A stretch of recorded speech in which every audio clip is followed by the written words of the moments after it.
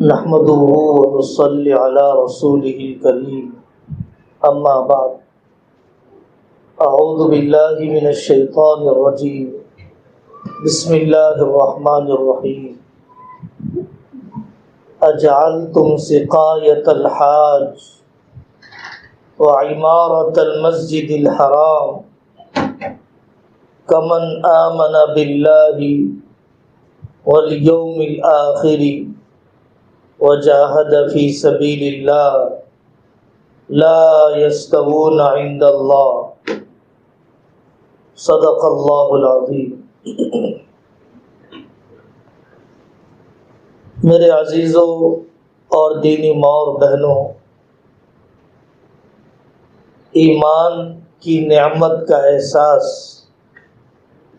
ہمیں دلایا جاتے رہتا ہے۔ ایمان سے بڑی اس کائنات میں کوئی دولت نہیں ہے۔ اچھی طرح ہمیں سمجھنا چاہیے کہ ایمان اور کفر کبھی جمع ہو نہیں سکتے، دونوں کے درمیان مشرق اور مغرب سے زیادہ فرق ہے، زمین اور آسمان سے زیادہ دوریاں ہے۔ قرآن کریم کی یہ سورت قل یا ایھا الکافرون لا اعبد ما تعبدون، یہ سورت اسی وقت نازل ہوئی جب حضرت رسول اللہ صلی اللہ علیہ وسلم سے کافروں نے یہ درخواست کی کہ ہم 1 سال آپ کے خدا کی عبادت کریں گے، آپ 1 سال ہمارے خداؤں کی عبادت کیجیے۔ کمپرومائز کرنے، فاصلے سمیٹنے کے لیے انہوں نے ایک طریقہ یہ اپنایا۔ قرآن کریم کی یہ سورت نازل ہو گئی کہ تم جن چیزوں کی عبادت کرتے ہو ہم نہیں کر سکتے، اور ہم جس اللہ کی عبادت کرتے ہیں تم اس اللہ کی عبادت نہیں کرتے ہو۔ ہمارے خدا کا کوئی جسم نہیں ہوتا، جسم ہونا کمزوری ہے، اور اللہ کی ذات ہر کمزوری سے پاک ہے۔ ہمارے یہاں جو خدا کا تصور ہے، عقیدہ ہے، لم یلد ولم یولد، وہ نہ کسی کا باپ ہے نہ کسی کا بیٹا ہے۔ باپ ہونا بھی عیب ہے، بیٹا ہونا بھی عیب اور کمزوری ہے۔ ساری کائنات اس کی محتاج ہے، وہ کائنات میں کسی کا محتاج نہیں ہے۔ ایسا نہیں ہے کہ اللہ درخت میں اتر آیا، جھاڑوں پہاڑوں میں اتر آیا۔ صوفی غلام محمد صاحب رحمۃ اللہ علیہ کے سلسلے کے لوگ جیسے مثال دیتے ہیں، اللہ کی ذات ہر جگہ پر ہے۔ اس کی مثال ایسی ہے جیسے کہ پانی میں تیل ملا دیا جائے، صبح سے شام تک ہلاتے رہے، تیل تیل رہتا ہے، پانی پانی رہتا ہے۔ ایسے ہی اللہ کی ذات ہر جگہ پر ہے، لیکن اللہ کی ذات باقی باقی ہے، اور کائنات فانی فانی ہی ہے۔ اور ایسا نہیں ہو سکتا ہے، ماں باپ تو زندہ ہیں، موجود ہیں، خدمت کرنے کا موقع ہے، اور آدمی ماں باپ کو چھوڑ کر ان کی تصویر کو دودھ پلا رہا ہے، ماں باپ کو چھوڑ کر ان کی تصویر کے گول چکر لگا رہا ہے۔ ماں باپ زندہ ہے، دودھ ان کو پلائیے، ماں باپ زندہ ہے، پیر ان کے دبائیے۔ اسی طریقے سے اللہ کی ذات حی و قیوم ہے، حی قیوم ہے، اللہ کی ذات ہمیشہ سے ہے، ہمیشہ رہنے والی ہے۔ اس اللہ کو کھلانا یہ ہے کہ بھوکے انسان کو کھلایا جائے، اللہ کو پلانا یہ ہے جیسا کہ حدیثوں میں بتلایا گیا، پیاسے انسان کو پلایا جائے۔ اللہ کو پہنانا یہ ہے کہ بے لباس انسان کو پہنایا جائے۔ تو اللہ کو کھلایا جائے گا اس طریقے سے جو طریقہ اللہ نے بتلایا ہے۔ کفر اور شرک کبھی اسلام کے ساتھ جمع نہیں ہو سکتے ہیں، جمع نہیں ہو سکتے ہیں، جمع نہیں ہو سکتے ہیں۔ ملک میں بہت بڑا سائنٹسٹ ہے،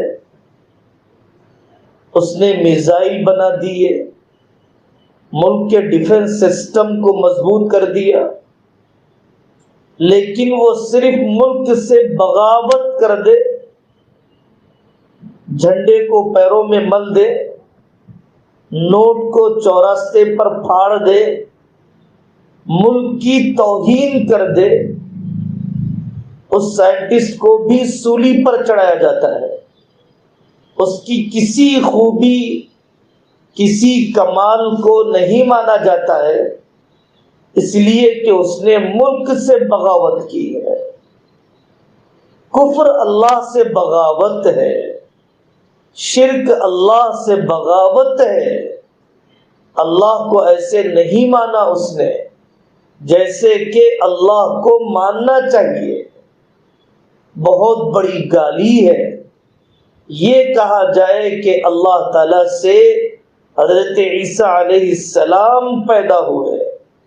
اللہ کے لیے بہت بڑی گالی ہے یہ کہا جائے کہ اللہ کی کوئی بیوی ہے۔ یہ اللہ کی شان میں زبردست گستاخی ہے کہ بجائے اللہ کے کسی درخت کے سامنے سر جھکایا جائے، کسی پتھر کے سامنے سر جھکایا جائے۔ یہاں پر دو باتیں اچھی طرح سمجھیے۔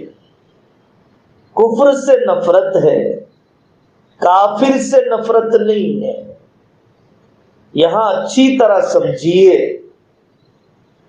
کہ انسانیت کی بنیاد پر، پڑوسی ہونے کی بنیاد پر، ایک وطن کے ہونے کی وجہ سے غیر مسلم بھائی کے جو حق ادا ہونے چاہیے ضرور حق ادا کرنا چاہیے، لیکن غیر مسلم بھائی کا حق ادا کرنے کے لیے اور اس کی دل جوئی کے لیے گنیش کا لڈو خریدنا جائز نہیں ہے، اس کی دل جوئی کے لیے پٹاخے بازی کرنا جائز نہیں ہے، ان کا دل رکھنے کے لیے ان کے اسکول میں بدکمہ کھیلنا جائز نہیں ہے، نفرتیں ختم کرنے کے لیے انہیں مختلف تہواروں پر مبارکبادی دینا جائز نہیں ہے۔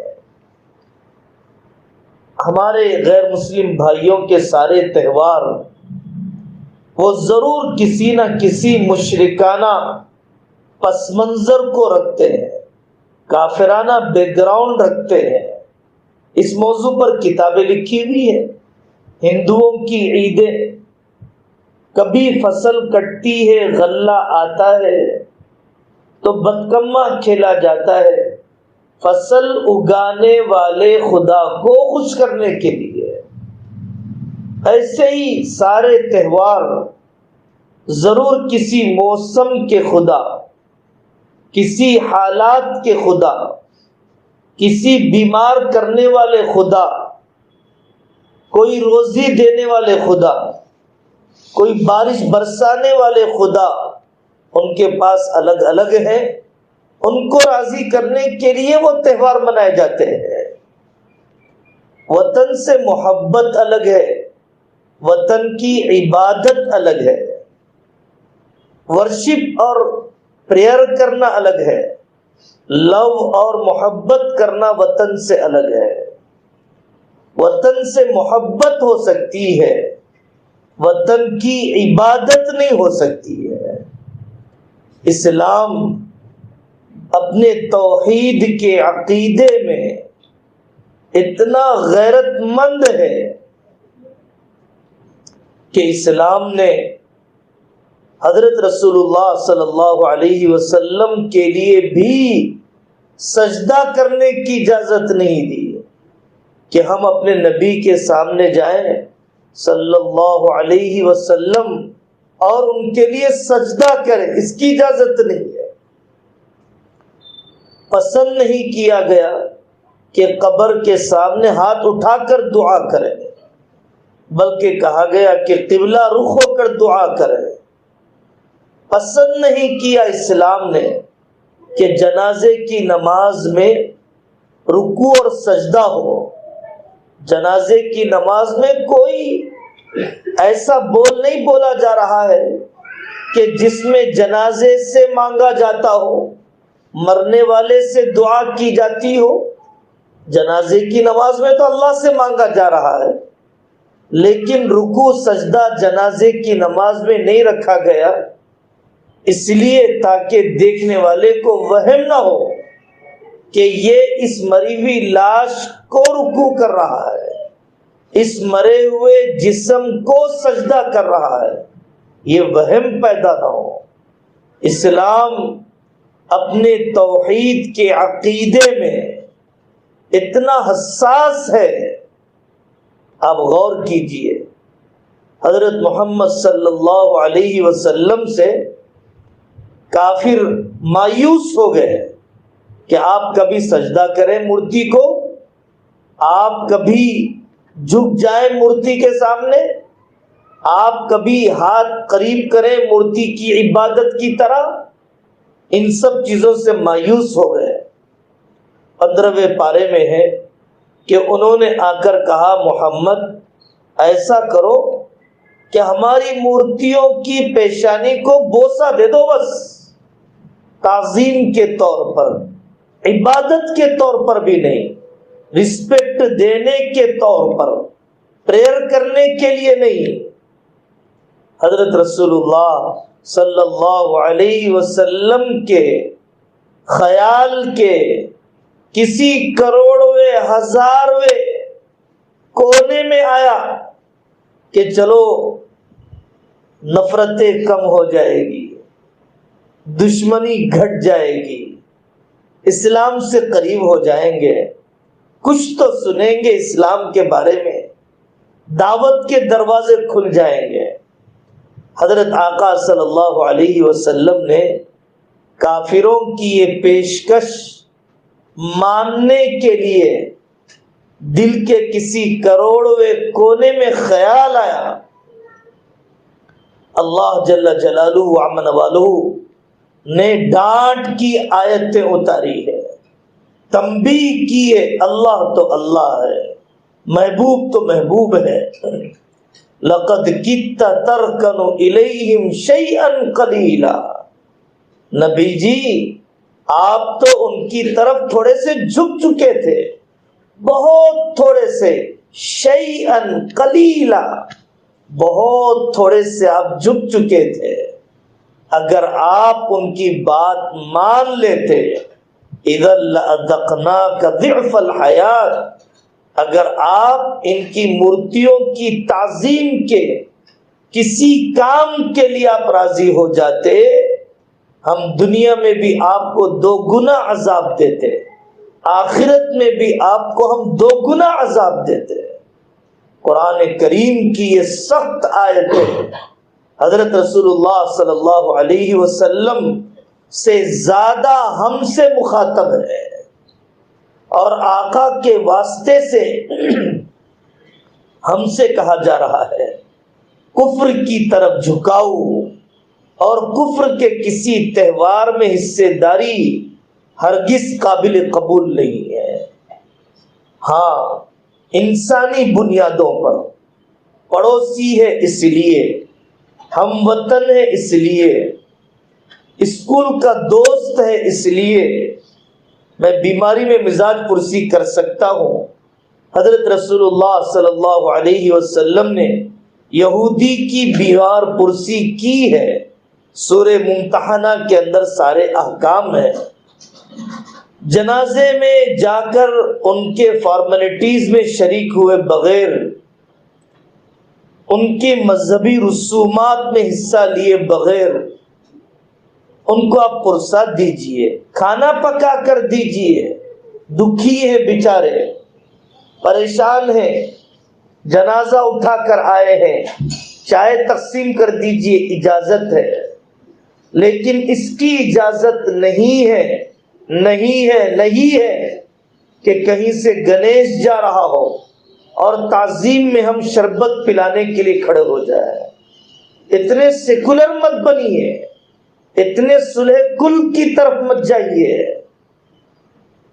اتنا اپنے توحید کا سودا مت کیجیے۔ قرض دے سکتے ہیں، واپسی کی امید ہے، قرض دیجیے۔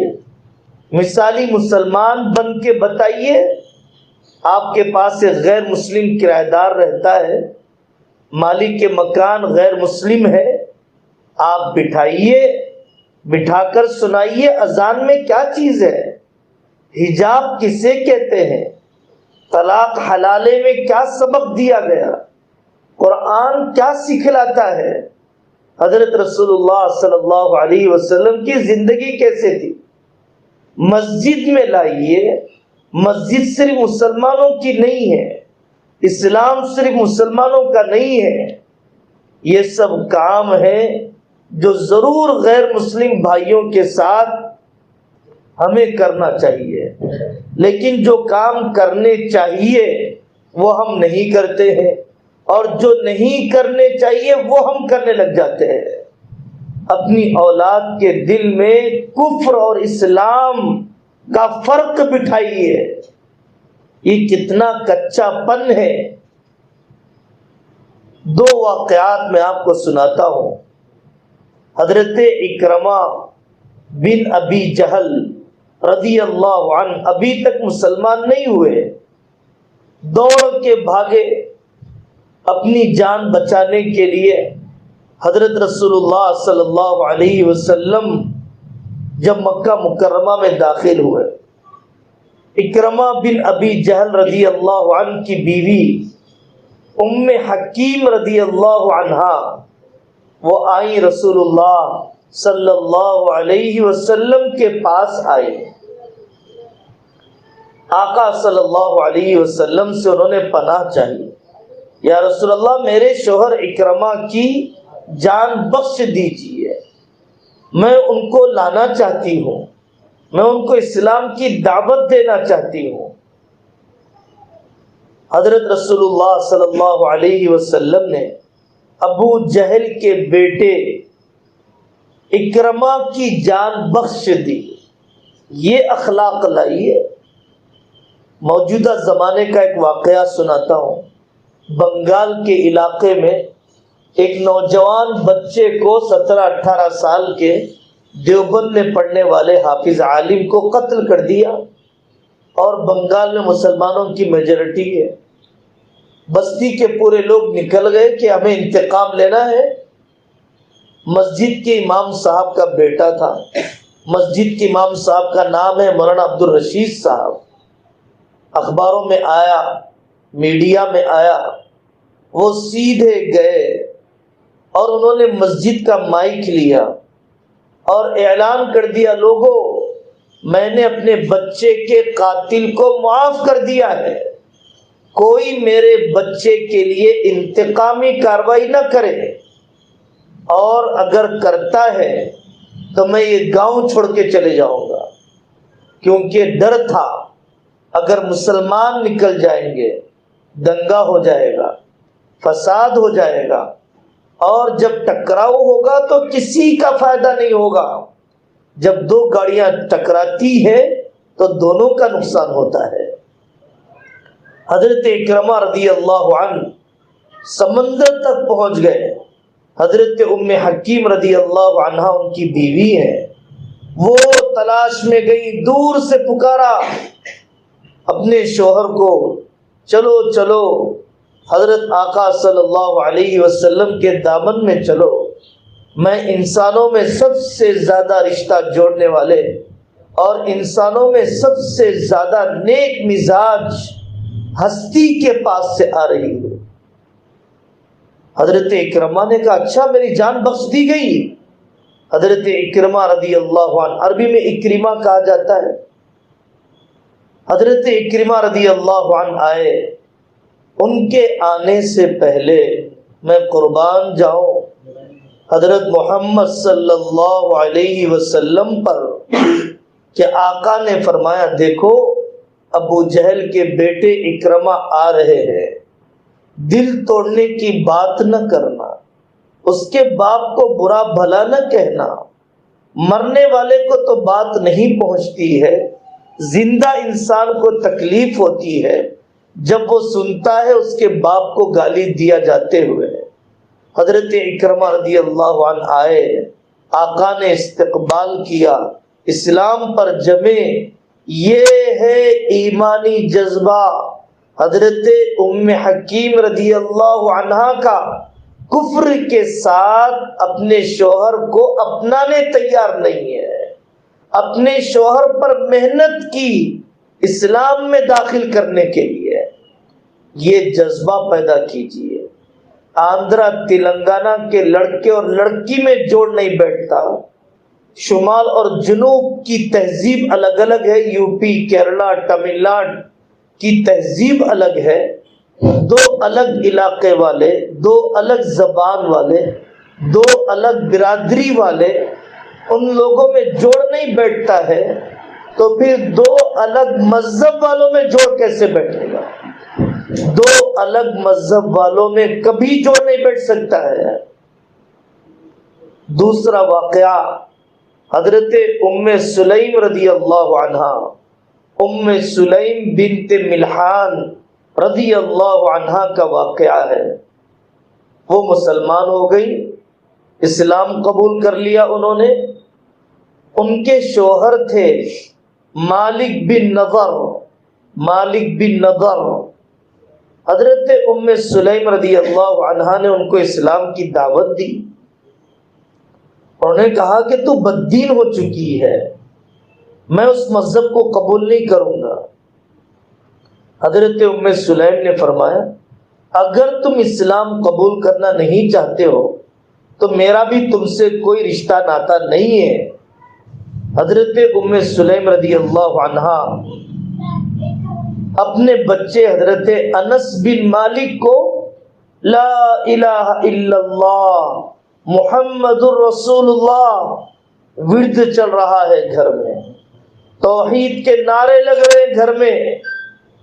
مالک بن نضر کہتا کہ تم میرے بچے کو بھی بددین بنا رہی ہو۔ وہ گیا کسی علاقے میں ناراض ہو کر اور وہیں پر کفر پہ موت ہو گئی۔ لیکن حضرت ام سلیم رضی اللہ عنہا نے کافر شوہر کو اسلام کے بعد آنے نہیں دیا نزدیک۔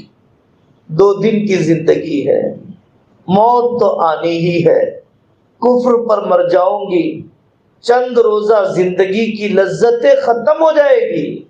اصل مسئلہ قبر کی تنہائی کا، اصل مسئلہ قیامت کے دن اللہ کو منہ دکھانے کا۔ حضرت ام سلیم رضی اللہ عنہا کو حضرت ابو طلحہ رضی اللہ عنہ نے نکاح کا پیغام بھیجا، وہ بھی اب تک مسلمان نہیں ہوئے۔ حضرت ام سلیم رضی اللہ عنہا نے حضرت ابو طلحہ کو اسلام کی دعوت دی۔ ابو طلحہ تم اس لکڑی کی پوجا کرتے ہو جس کو تم نے اپنے ہاتھ سے تراشا ہے؟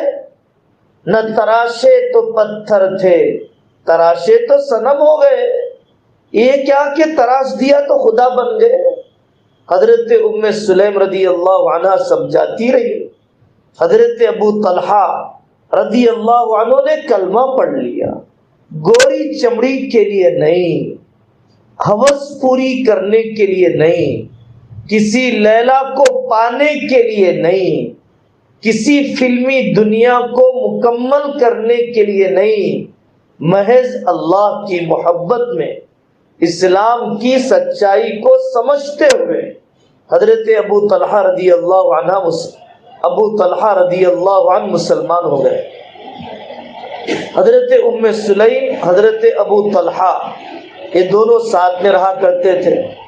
پہلے شوہر سے ایک بچہ تھا، انس بن مالک، خادم رسول اللہ صلی اللہ علیہ وسلم۔ حضرت انس کون ہے؟ جن کو اللہ تعالیٰ نے بڑا موقع دیا حضرت آقا صلی اللہ علیہ وسلم کی خدمت کا۔ ام سلیم نے لے جا کر دے دیا حضرت انس کو آقا کی خدمت میں، یا رسول اللہ میرے بچے کو رکھ لیجیے آپ کی خدمت کے لیے۔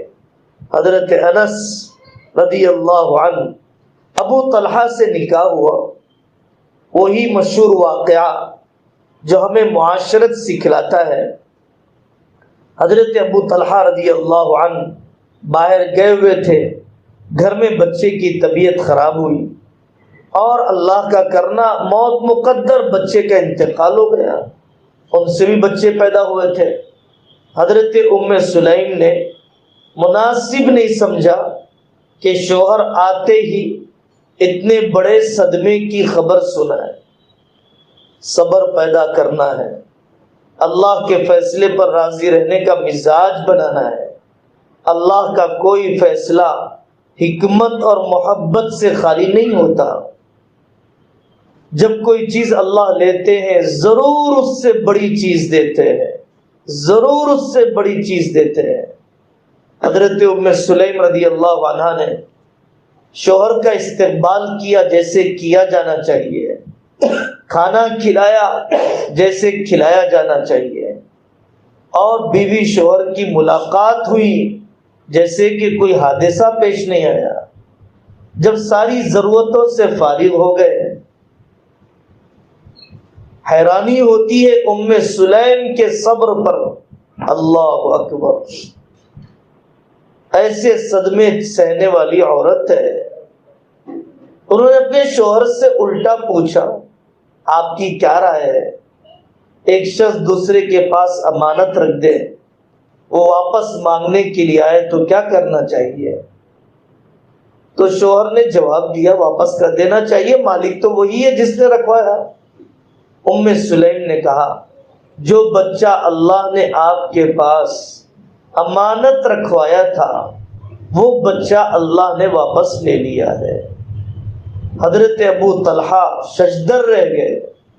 حضرت ابو طلحہ رضی اللہ عنہ آئے حضرت محمد صلی اللہ علیہ وسلم کے پاس۔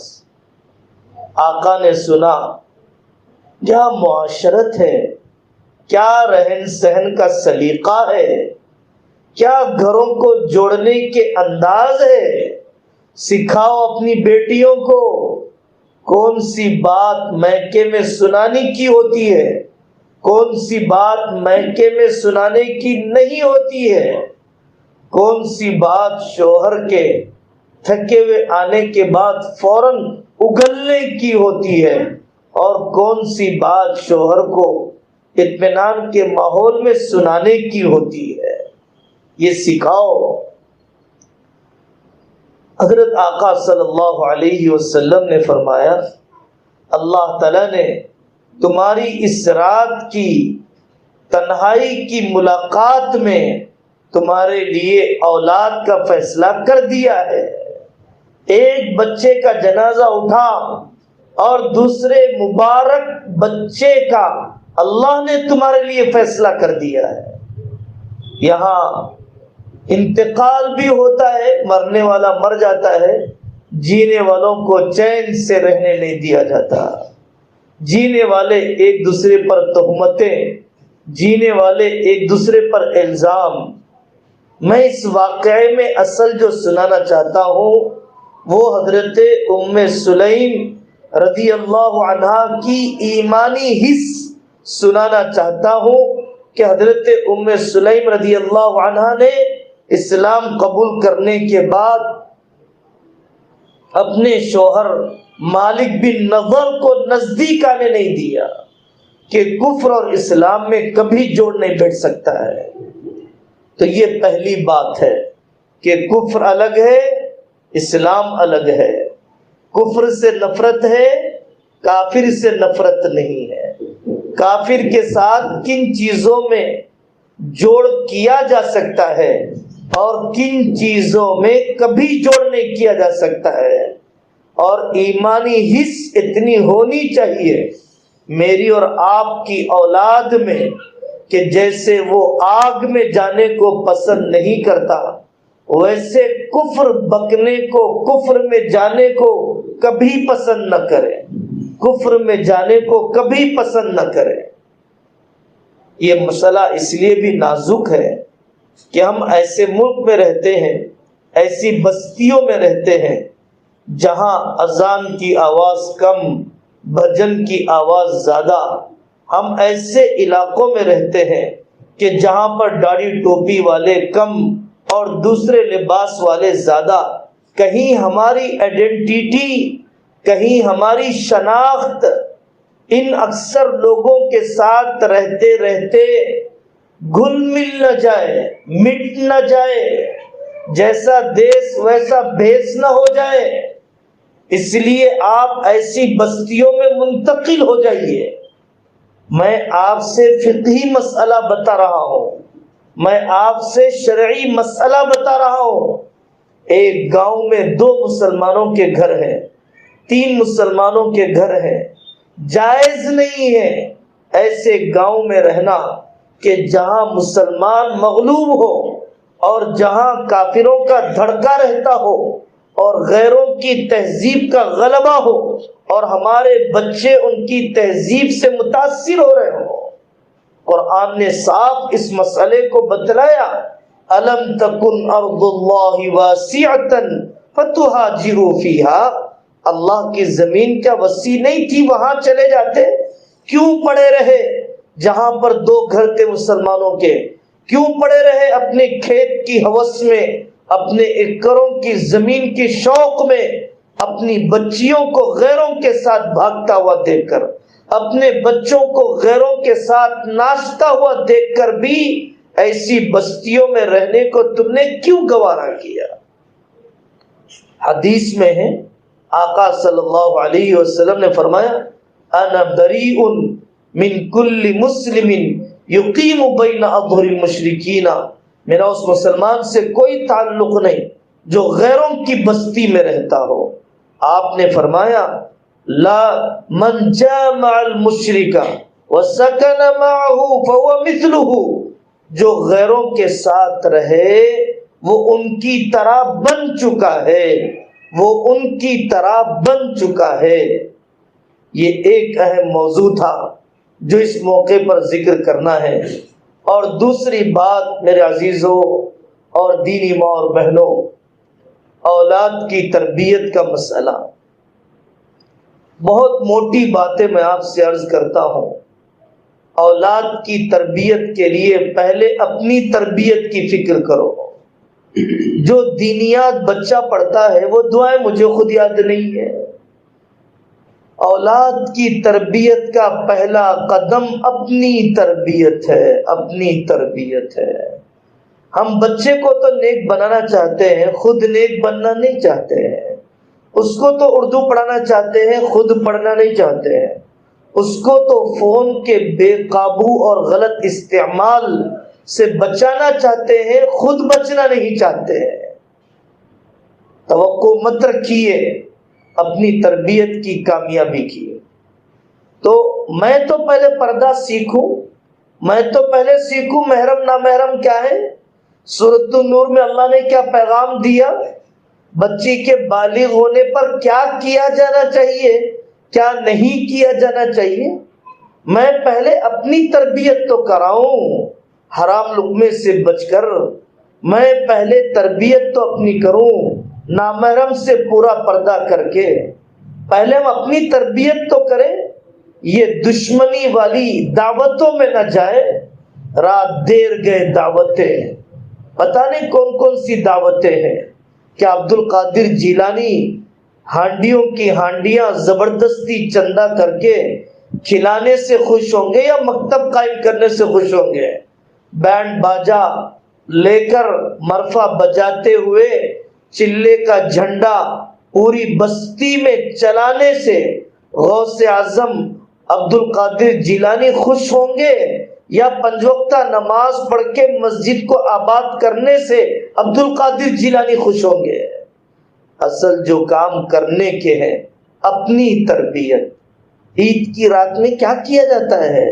سویاں بنائی جاتی ہے یا اللہ کے سامنے تڑپا جاتا ہے اپنے روزوں کو قبول کروانے کے لیے، اپنی تراویح کو قبول کروانے کے لیے. پہلے میری بھی تو تربیت ہو کہ میں اپنی ساس کے ساتھ کیسے رہ رہی ہوں، میری اولاد دیکھتی ہے. میں اپنے سسرال کے ساتھ برتاؤ کیسے کر رہا ہوں، میرا سسرال کے ساتھ مہابھارت کا تعلق ہے. میرا اپنی ساس کے ساتھ غیبتوں چغلیوں کا تعلق ہے، حقارت اور بدتمیزی کا تعلق ہے. میری پہلے تربیت، میری پہلے تربیت. پہلا قدم اولاد کی تربیت میں ماں باپ کی تربیت ہے. اور دوسری بات، شوہر اور بیوی کی رائے کا ایک ہونا. اولاد کی تربیت میں امیر شوہر ہے، بیوی نہیں ہے. بچے کا امیر باپ ہے، دادا نانا دادی نانی نہیں ہے. بزرگوں کی رائے ضرور لینا چاہیے، بزرگوں کے فیصلے کا احترام کرنا چاہیے، لیکن ذمہ دار تو باپ ہے. بیوی شوہر میں جہاں جھگڑے ہوتے ہیں، بیوی شوہر میں جہاں دوریاں ہوتی ہیں، وہاں پر اولاد میں منافقت آ جاتی ہے. بیوی حافظ بنانا چاہتی ہے اور شوہر بچے کو انجینئرنگ پڑھانا چاہتا ہے. ہمیں خود پتہ نہیں ہے کیا پڑھانا چاہیے. روزی کا تعلق ڈگری سے نہیں ہے، روزی کا تعلق عقل سے نہیں ہے، روزی کا تعلق صرف اللہ کی تقسیم سے ہے. صرف انجینئر بنانا، صرف ڈاکٹر بنانا، ملک میں کیا تقاضے ہیں؟ حافظ بنایا جائے تو کیسے صفات والا، عالم بنایا جائے تو کون سے بہتر ادارے میں. اور اگر مجھے دوسرے میدان میں بچے کو بھیجنا ہے، کون سے میدان ہے؟ ہمارے ملک میں سی اے کی ضرورت ہے، چارٹرڈ اکاؤنٹنٹ کی ضرورت ہے، جو مسلمانوں اور ان کے ٹرسٹوں کے پیسوں کی حفاظت ناجائز ٹیکسوں سے کر سکے.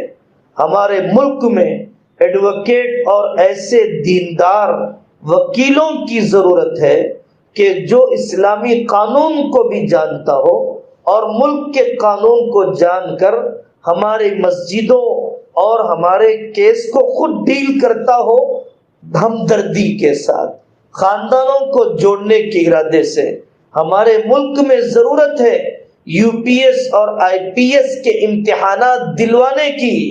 اپنے بچوں کو کیا چبوتروں پر چھوڑ دو گی؟ کیا اپنے بچوں کو بھیک مانگی ہوئی گاڑیوں پر بھیج کر سمجھو گی کہ میرا بچہ ترقی کر جائے گا؟ اتنے چھوٹے ارادے کہ عالم کورس بھی پورا کرنے نہ دیا، 10ویں بھی پورا پڑھنے نہ دیا.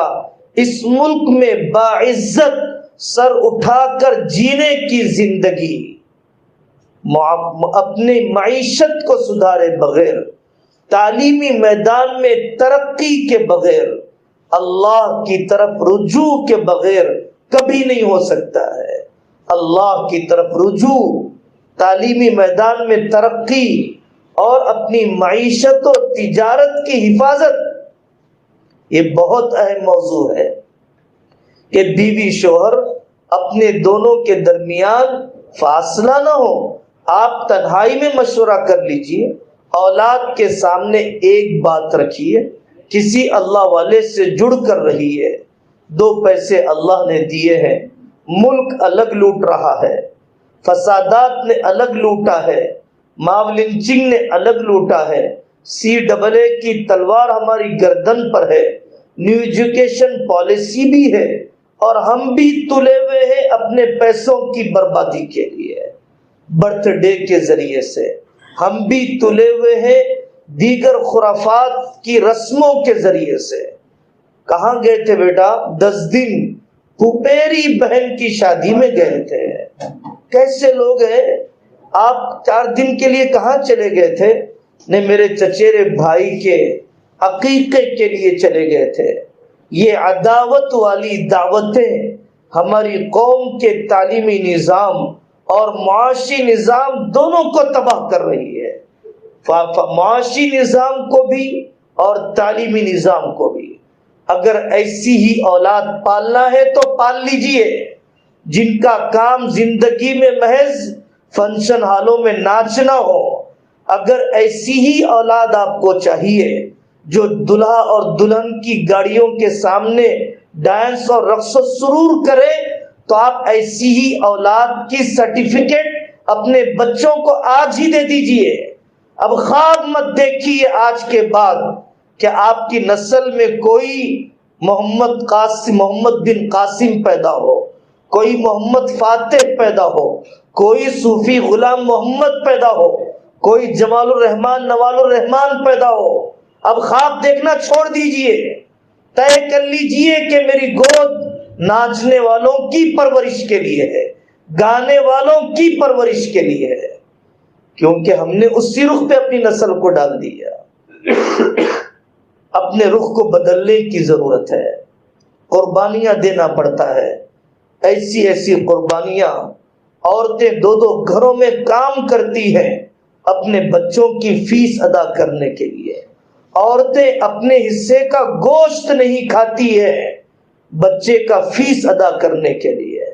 ایک لڑکا کچھ دن پہلے دینی مزاج کے ساتھ IPS کے امتحان میں رینک لایا. اس نے کہا میں جب تک IPS کی ٹریننگ لیتا رہا میری والدہ کی تہجد نہیں چھوٹی ہے، میری والدہ کے پیر جمعرات کا روزہ نہیں چھوٹا ہے. جن کی گودوں میں اللہ تعالیٰ نے بڑے کام لیے ہیں ان گودوں والی ماؤں کے اندر یہ قربانی کے حوصلے تھے. انہوں نے معذور بچوں کو صحت مندوں سے آگے کر دیا. اور جو مائیں قربانی دینے کے لیے تیار نہیں ہیں انہوں نے اپنے صحت مند بچوں کو معذور بنا دیا ہے. اپنے صحت مند بچوں کو بھی معذور سے گھٹیا بنا دیا ہے. اللہ جزائے خیر دے، اللہ جزائے خیر دے. قطر کے منتظمین کو جب انہوں نے اپنے فیفا کے کرکٹ کی اوپننگ کی ایک ایسے شخص کے ذریعے سے کہ جس کا نام المفتاح غانم المفتاح، جس کا آدھا دھڑ بھی پورا نہیں ہے، صرف سر اور کندھے اور 2 ہاتھ اس شخص کے موجود ہیں. ایسا معذور شخص کہ جسے اسکول سے نکال دیا گیا، ایسا معذور شخص جس کے پیر نہیں ہے، ایسا معذور شخص جس کی کمر نہیں ہے، لیکن وہ آئس کریم کی بڑی کمپنی چلاتا ہے، قرآن ایسا پڑھتا ہے کہ روح لرز جائے، اور اتنا چاقو چوبند کے پیر رکھنے والا نہیں ہے. ایسی اولاد، معذور اولاد، اور دنیا کے سب سے بڑے کھیل کے میدان کی افتتاح کے لیے اس کو بلایا جا رہا ہے اس کے کارناموں کی وجہ سے. آج بھی ایسے بچے ہیں جو امام بخاری رحمۃ اللہ علیہ کے جیسے ہی عقل رکھتے ہیں، حافظہ رکھتے ہیں، حدیثیں پوچھتے چلے جائیے، سناتے چلے جائیں. ابھی عقل کنواں میں 2-4 دن پہلے کی بات ہے، 100 دن میں بچے نے حفظ قرآن کر لیا، 100 دن میں کر لیا. اس سے پوچھا گیا بیٹا کیسے کر لیا تم نے؟ اساتذہ نے بتلایا ہم اس کو کھانے کے لیے بسکٹ دیتے، اس کی محنت کو دیکھتے ہوئے وہ بسکٹ کھانے میں بھی اپنے وقت کو ضائع کرنا نہیں چاہتا. اور ہماری مائیں صبح 10 بجے تک سوتے ہوئے، اسکول دیر سے بھیجتے ہوئے یہ امید کریں کہ میرا بچہ جلدی سے حافظ بن جائے. کچھ ہی دن پہلے ہم نظام آباد گئے، ایک دوست سے ملاقات ہوئی. انہوں نے بتلایا جب میری والدہ مجھ سے امید سے تھی، انہوں نے اللہ سے مانگا کہ بیٹا میں نے تو تجھے قرآن کے لیے سوچا ہے، اللہ کے کلام کی خدمت کے لیے سوچا ہے. والد کی رائے الگ تھی. ہوا 11ویں 10ویں تک میں پہنچا، 9ویں تک میں پہنچا. والد صاحب تیار نہیں۔ 10ویں میں والد نے کہا جاؤ تمہاری والدہ جو کہتی ہے وہی کر لو۔ مجھے مدرسے میں داخل کرایا گیا۔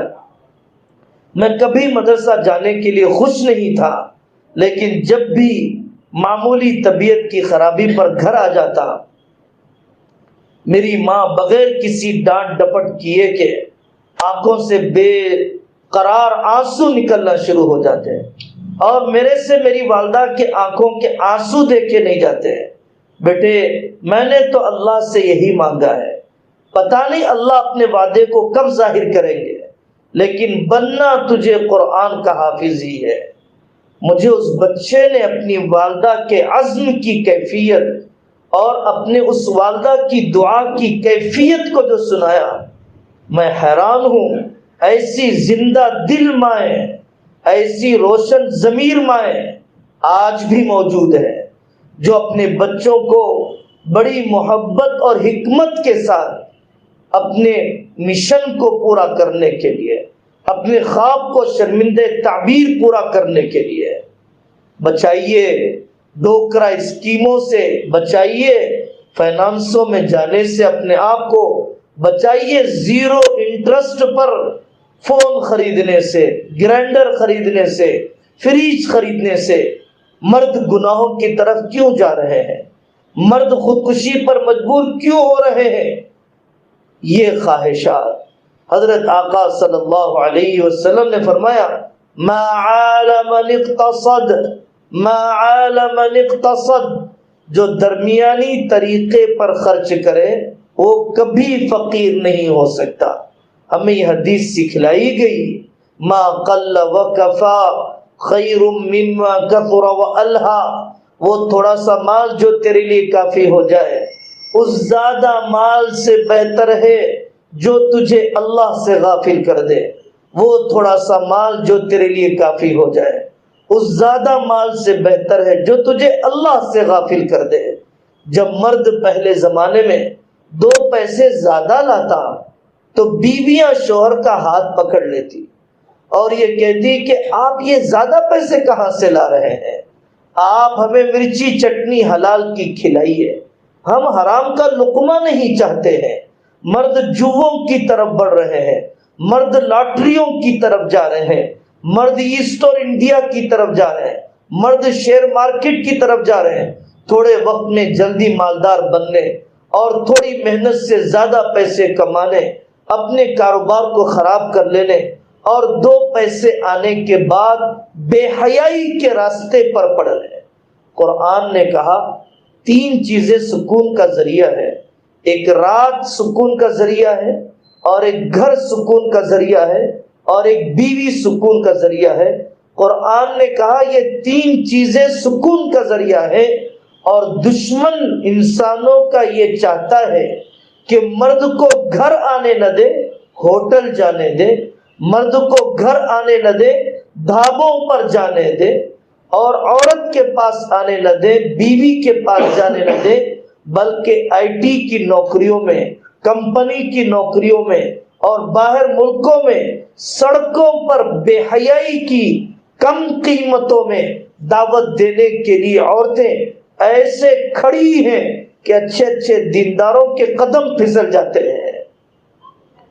گھر سے دور کر دیا، بیوی سے دور کر دیا، رات کی نیند سے محروم کر دیا، اس کے بعد صحت بھی ضرور تباہ ہوگی، اس کے بعد خاندانی نظام بھی ضرور بکھرے گا۔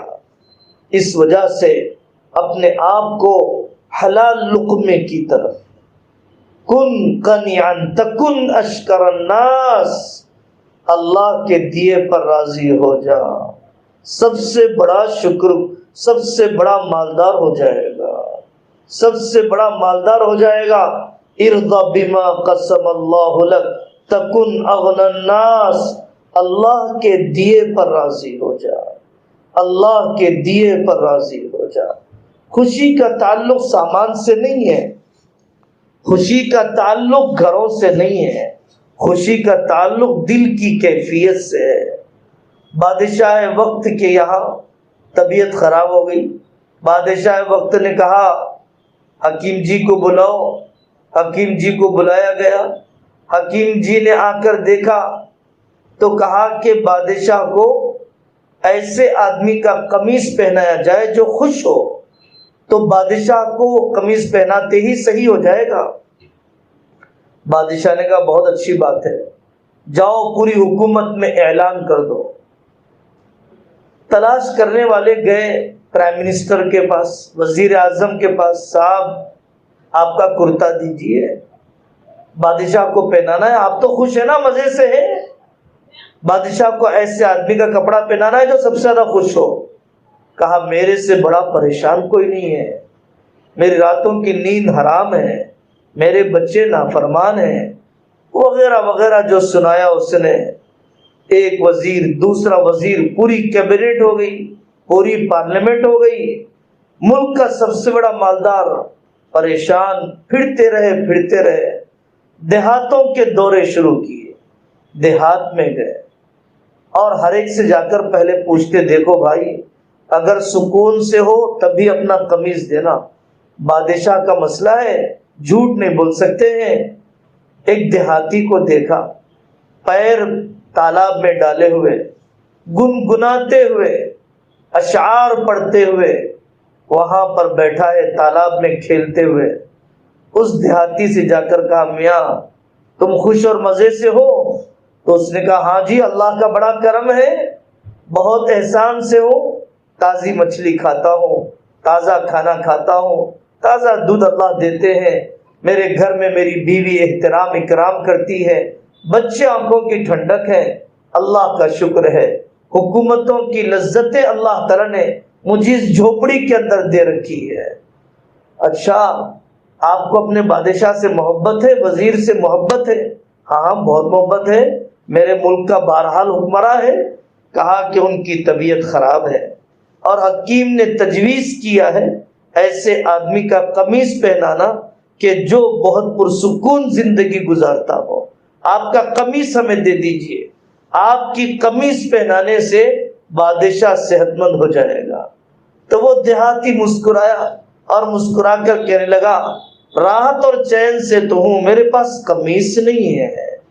جس کے پاس چین تھا اس کے پاس قمیص بھی نہیں ہے، اور جس کے پاس انبار کے انبار جوڑوں کے ہیں اس کے پاس چین اور سکون نہیں ہے، دلی راحت نہیں ہے۔ اسباب سے اللہ تعالیٰ نے راحتیں نہیں جوڑی ہے، اللہ کے خزانے سے، اللہ کے احکام سے اللہ تعالیٰ نے راحتوں کو جوڑ کر رکھا ہے۔ شجاع الدین ابن کرمانی رحمت اللہ علیہ نے اپنی بیٹی کا نکاح کیا، حضرت تھانوی نے نقل کیا۔ جب نکاح کیا تو نکاح کے بعد جب بیٹی میکے آئی ملاقات کے لیے، بیٹا کیسا شوہر تھا آپ کا؟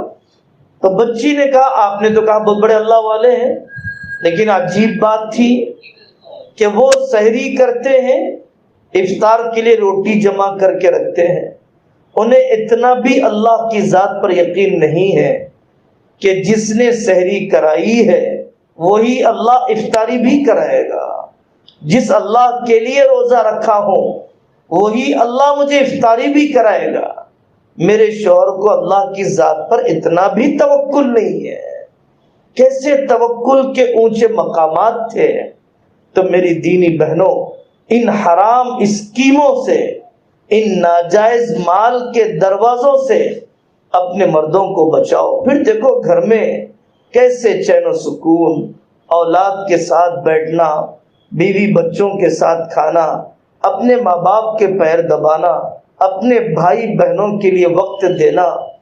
فون دے کر ہم نے جان چھڑا لی، پھر اولاد بھی ہاتھ سے نکل گئی، فون تھما دیا، اٹھانے کی مشقت کہاں، فون تھما دیا، قرآن سنانے کی لوریوں کی مشقت کہاں۔ تو فون کی وجہ سے اولاد کا بوجھ تو ہلکا ہو گیا، لیکن پھر اولاد بھی ہاتھ سے نکلتی چلی گئی۔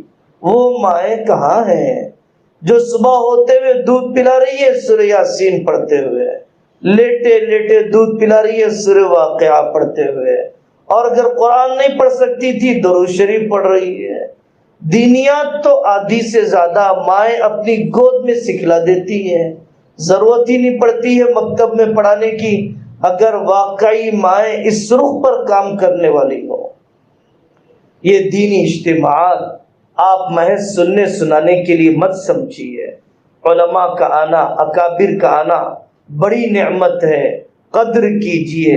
بڑے بڑے اکابر چلے گئے، بچے کچے جو ہے ان کے اسباق کو سننا، آگے اہتمام سے شریک ہونا، ایک ایک اجتماع کے اندر ایک ایک موضوع پر، کبھی نکاح کے دین پر، کبھی علیحدگی کے مسائل پر، کبھی منت کے مسائل پر، کبھی ثواب پہنچانے کے مسائل پر، اور کبھی پردے کی تفصیلی احکام، اور کبھی جنازے کے تجہیز و تکفین کا طریقہ، الگ الگ موضوعات پر علماء کی صحبت میں آنا۔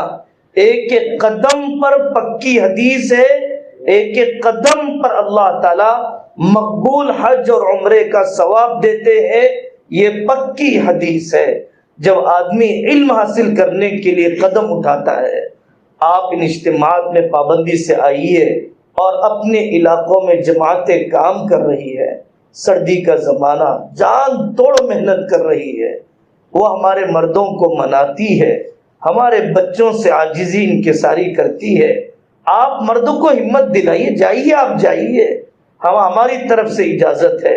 حضرت ہاجرہ رضی اللہ عنہا کی طرح اللہ ہمیں ضائع نہیں کرے گا، آپ چلے جائیے، اپنے بچے کو چھٹیوں میں بھیجیے جماعتوں میں، تاکہ بچوں کا وقت، یہ چھٹیاں اس کے ارتداد کی طرف جانے کا بھی ذریعہ بنیں گی، اسلام کی طرف آنے کا ذریعہ بھی بنے گی، اس کی جوانی کو بے داغ اور پاکیزہ بنانے کا بھی یہ چھٹیاں ذریعہ بن سکتی ہے، اور ناجائز تعلقات میں پھنسنے بہنے کا ذریعہ بھی یہ چھٹیاں بن چکی ہے، اگر ہم نے اپنے بچوں کے چھٹیوں کے وقت کو جماعت میں بھیجنے کے لیے استعمال نہ کیا۔ اللہ تبارک و تعالی اس مجلس کو قبول فرمائے، اور جتنی عالمہ بہنیں اور جتنی حافظہ بہنیں اور جتنی تجوید سے قرآن جاننے والی، اردو پڑھنے والی میری بیٹیاں یہاں پر آئی ہیں، میں ان کی ماؤں کو مبارکبادی دیتا ہوں، میں ان کی ساس کو مبارکبادی دیتا ہوں، میں ان کے شوہروں کو مبارک کہتا ہوں کہ اللہ تعالیٰ نے تمہیں ایسی بیوی دی ہے، ایسی بہو دی ہے، ایسی بیٹی دی ہے۔ اب چھری استعمال ہوتی رہے گی، تازہ رہے گی تو استعمال کے قابل رہے گی، استعمال نہ ہو تو زنگ لگ جائیں گے، دھار کند ہو جائے گی۔ اپنی ان بیٹیوں، بہوؤں اور بہنوں کو بالغات کا مکتب قائم کرنے دو کہ بہن ناشتے کے بعد 10 بجے سے 12 بجے تک آپ فضائل کی تعلیم کیجئے، منتخب احادیث سنائیے، اور آنے والی بہنوں کو قرآن اور تجوید سکھلائیے، اور صرف رٹانے پر نہیں، ذہن سازی پر توجہ دیجئے، دعائیں رٹانے پر نہیں، عقیدوں کے مطابق ذہن بنانے پر توجہ دیجئے۔ میری اس ساس کا تھوڑا سا موقع دے دینا، یہ دیورانی جٹھانی کا تھوڑا سا اپنا دل بڑا کر لینا، دوپہر کی خدمت لے لیجئے، رات کا کھانا پکوا لیجئے، لیکن کسی وقت میں سہولت دیجئے، اور آپ بھی پڑھیے، تاکہ چراغ سے چراغ جلتا رہے اور ہماری زندگیاں جہالت میں ختم نہ ہو جائے۔ اللہ تعالیٰ اس مجلس کو مبارک فرمائے، اور ہر آنے والے بھائی اور بہن کو اپنے ذات عالی کا تعلق عطا فرمائے۔ وآخر دعوانا ان الحمد للہ رب العالمین۔